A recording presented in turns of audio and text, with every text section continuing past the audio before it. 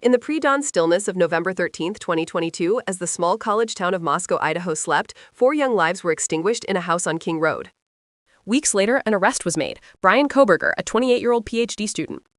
His field of study? Criminology.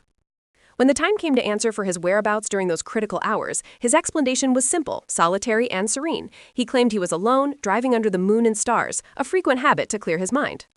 But for investigators, this alibi wasn't a picture of innocence. It was a black hole, a carefully crafted void where the truth of a quadruple homicide was meant to disappear. The prosecution's timeline, stitched together from digital ghosts and surveillance footage, tells one story.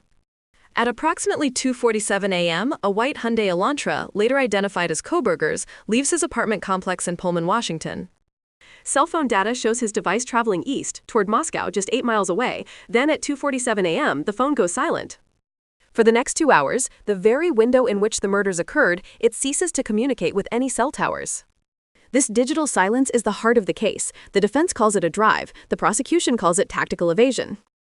At 4:20 a.m., the same white Elantra is captured on camera speeding away from the King Road neighborhood. And at 4:48 a.m., south of Moscow, Kohberger's phone suddenly springs back to life, pinging a tower as it begins a winding, circuitous journey back to Pullman. This alibi of a late-night drive asks a jury to believe in a series of profound coincidences. It asks them to believe that a criminology student, acutely aware of digital tracking, just happened to have his phone off while driving aimlessly at the exact time and in the exact vicinity of a brutal murder he would later be charged with. It asks them to ignore the data showing his phone had been near the victim's home at least 12 times in the months leading up to the attack, not random drives, but a pattern suggesting surveillance. The defense, led by attorney Ann Taylor, argues that Kohberger's presence in his vehicle is his proof of innocence. He was a known night owl, an avid driver. There is no witness placing him inside the house, they contend. But the prosecution counters with something the alibi cannot explain away: biology. On a tan leather knife sheath left on the bed next to the bodies of Madison Mogen and Kaylee Gonkovs, investigators found a single source of male DNA on the button snap. It was a direct match to Brian Kohberger.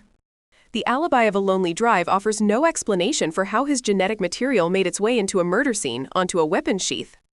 This is the central conflict: the story told by data versus the story told by the suspect. The data paints a picture of deliberate movement, of approach and departure, and of a crucial period of electronic darkness. The alibi offers an alternative narrative, one of solitude, stars, and sheer catastrophic coincidence.